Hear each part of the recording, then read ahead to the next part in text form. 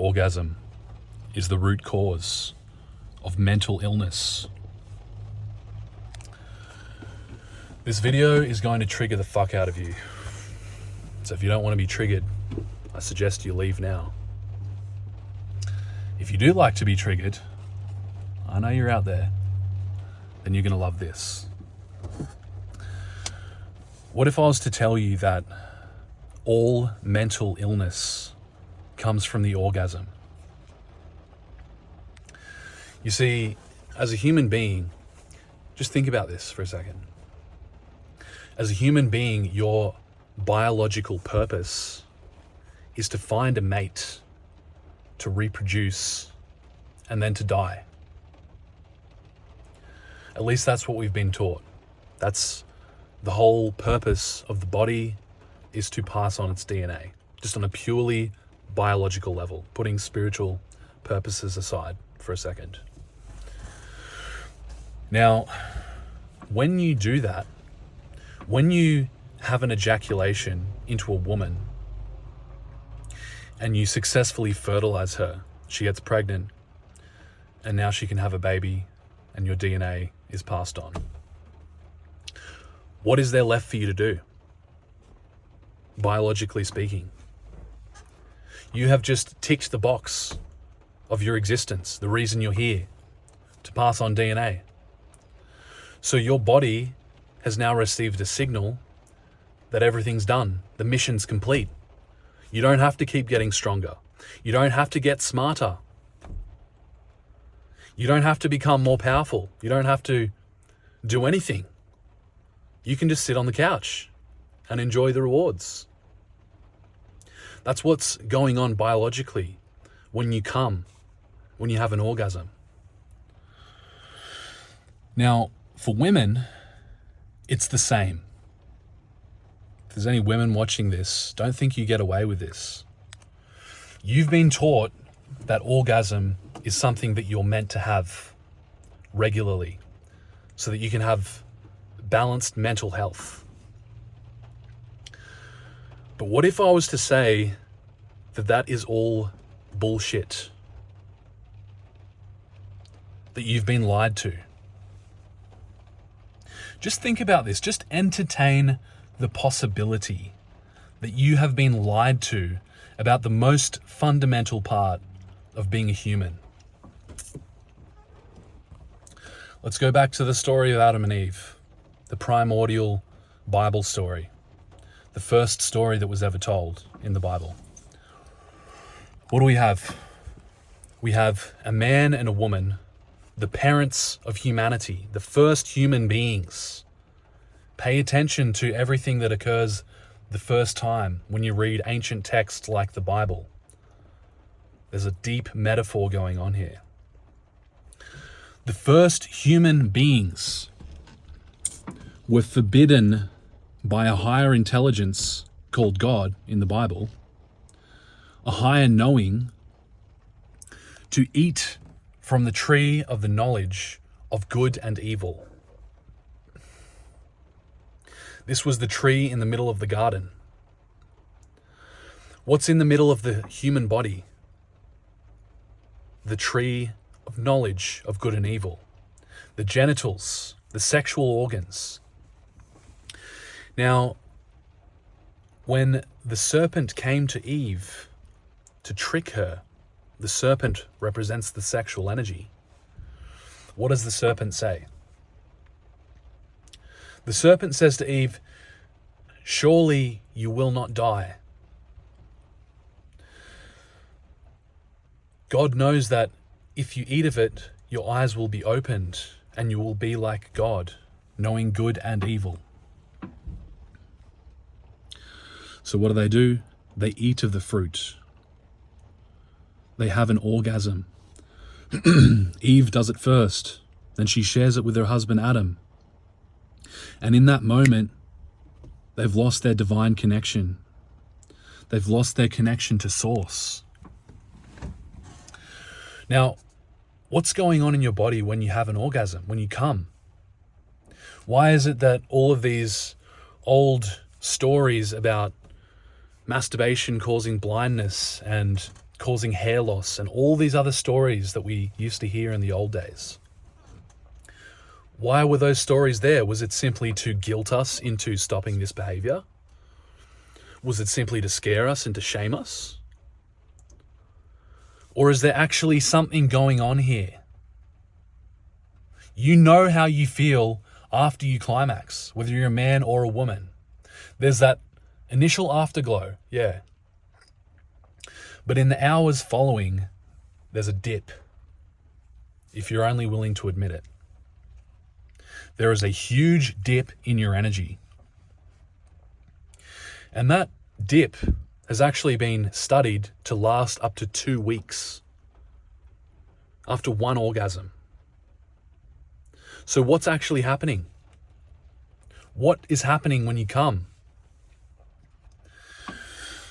When you get sexually aroused, your energy is starting to build up. You are transmuting, every time you're getting sexually aroused, you are transmuting energy out of your root chakra up into the rest of your body. It's rising up your body. It's starting to spread. It's starting to circulate when you're getting aroused. The sexual energy, which is stored in your lower chakra, is beginning to travel up the tree. The Kundalini energy is being awakened. It's another way to describe it. Now, if you maintain that state of arousal by practicing things like Tantra or simply breathing through that energy, then you can harness the power of that energy and you can pour it into creativity, into making more money, into being more attractive, because you have raised the sexual energy and transmuted it into a higher form of expression. This is very real. You can study this in the works of Napoleon Hill, who wrote The Laws of Success. He had a whole chapter dedicated to sexual transmutation. He said the best salespeople in the world, i.e. the most successful people in the world, the people running the successful companies, the best actors, the best writers, they all knew how to transmute their sexual energy. They all knew how to take their sexual energy out of their root chakra and channel it into their personality, into personal magnetism. So when you get aroused, and rather than indulging in the orgasm, you simply allow that energy to circulate and to rise, you are becoming more powerful. You are becoming more magnetic. You are harnessing the powers which the Hindus, which the Indians, the yogis call ojas, which is sexual energy. Ojas. It's said that in Hindu law, a man or a woman with ojas has a certain quality of voice that causes people to believe them. They have a certain magnetism in their eyes which pierces the soul. This is the power of ojas. So no matter what culture you look in, no matter what religion, spiritual tradition you study, there is this same theme of sexual energy being used for higher purposes. So what happens when you orgasm? When you come, whether you're a man or a woman, despite what you've been taught, you are taking all of that arousal energy which is built up, all of that nuclear power which is beginning to rise and give you that magnetism, that oomph, that soul, that special something which can't be faked, which can't be emulated by someone who's depleted. You're taking all of that energy which you've risen up and you are short-circuiting it through your genitals. You're taking all of that power and you are dumping it into your reward system. And it's all being discharged in a few seconds. And you say, oh, well, why does it feel so good? Of course it's going to feel fucking amazing. How do you think you're going to feel when you take 1 trillion volts of energy and just channel it into your reward system for a few seconds? It's going to feel fucking incredible. But what's the cost? I talked about this in my video yesterday. There were brain scans done on people having orgasms. And what they found was their brain looked exactly the same as a heroin junkie at the moment of getting high.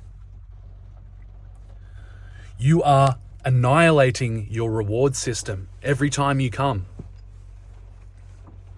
And you think it's just having a bit of fun. No. You are signaling to your body that you don't need to use all that energy, that you can just simply indulge in pleasure. You are signaling to your body that the job of reproduction has been done, if you're a man or a woman. You are signaling to your body that you've fulfilled your biological function. And now you don't need the energy anymore. It's fine. You can release that energy. And so your body is beginning to die. I told you this was going to be triggering. You are literally killing yourself every time you come, just a little bit. The French call this le petit mort, the little death, the small death. You are dying a small death every time you come. And we got doctors out here, we got medical literature, we got scientific research telling you, hey, come all you like. Watch porn, it's good for you. Watch porn with your partner, it's good for your relationship. They want you to die. They want you to fucking die. They don't want you to be powerful. They don't want you to think for yourself. They don't want you to be smart. They don't want you to have spiritual knowledge, gnosis. They want you to be slaves. If you don't believe me, just look at the state of the world. Why are we being sold poisoned food? Why are our farming practices poisoning the soil? Why are we doing monoculture? Why are we still using plastic? Why are we still driving petrol cars when we've been told for 100 years that fossil fuels are destroying the environment? Why are we creating artificial wars that don't need to be fought continually? They don't care about you, bro. They care about keeping you as a slave because this system runs off slaves. So don't come to me with your research and try and tell me that you've seen papers that it's healthy to orgasm multiple times per week, even multiple times per day, if you're a man or a woman. It's bullshit.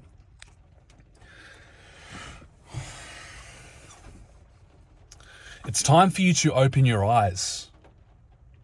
Now, what am I saying? Am I saying that sex is bad? No, I'm not here to preach to you.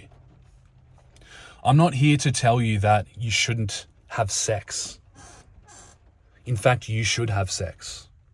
For the very reason which I touched on earlier. When you get aroused, when you have sex with someone that you have a heart connection with, this only works if you have a heart connection. It can't be based on lust, because lust is coming from the goal, the biological goal of reproducing.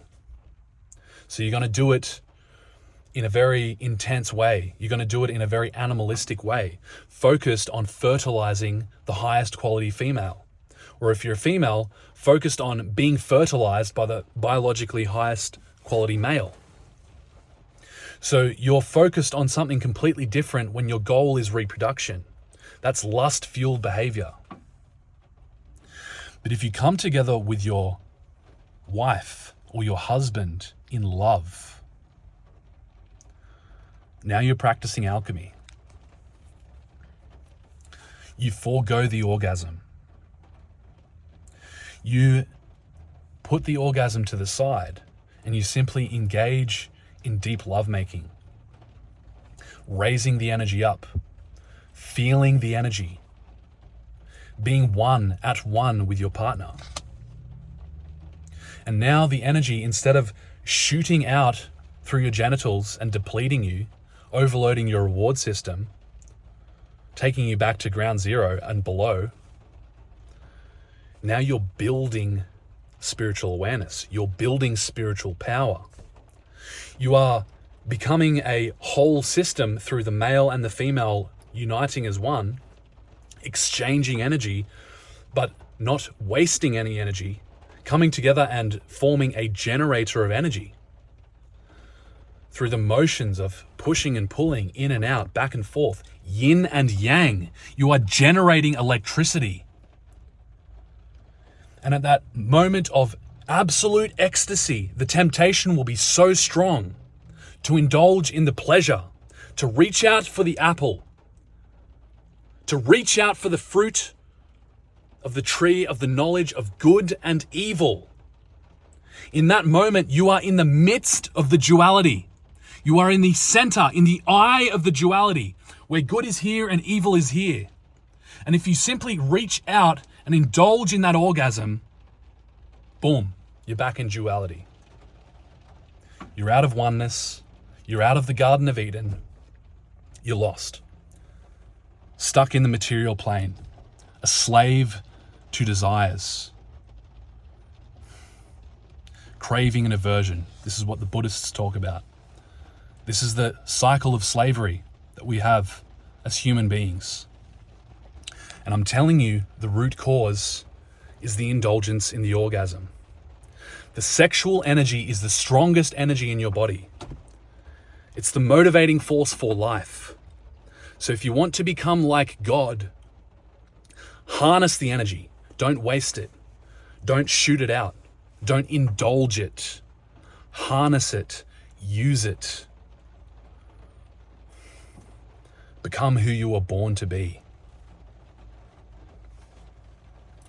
Now, if you want support learning about this, I know this is a very deep topic, join the Sons of God. It's a brotherhood that we've built specifically dedicated to helping men understand, tap into their sexual energy, use it to fulfill their purpose, use it to become the most powerful and attractive man that they can be, to magnetize their priestess, to magnetize their wife into their life, and to start practicing sexual alchemy. This is the most rapid path of spiritual evolution. It's not about semen retention. It's about mastering those basic fundamentals of your sexual energy so that you can then find your partner, find your wife, and begin to practice alchemy with her. This will take you to heights you have never known, to depths you have never known. This is the most potent spiritual discipline, most potent spiritual practice you could ever find. This is the advanced inner knowledge taught to all advanced yogis, all advanced meditation practitioners. All of those who are on the path eventually come back to sexual alchemy. You're being given an insight into the end game. So if you want to know more about that, join the brotherhood, join the Sons of God. If you're a woman, I haven't built a community for women yet, maybe that's something that we can do together. Whatever the case, jump in. If you want to work with me one-on-one, I'm offering consults. The link is below. We can dive deep into this. I can help you break addiction. Very, very powerful. I've been doing it with a number of men lately, and it's absolutely phenomenal how their lives are changing. It's all about transmuting this energy. All right, that's it from me. Much love.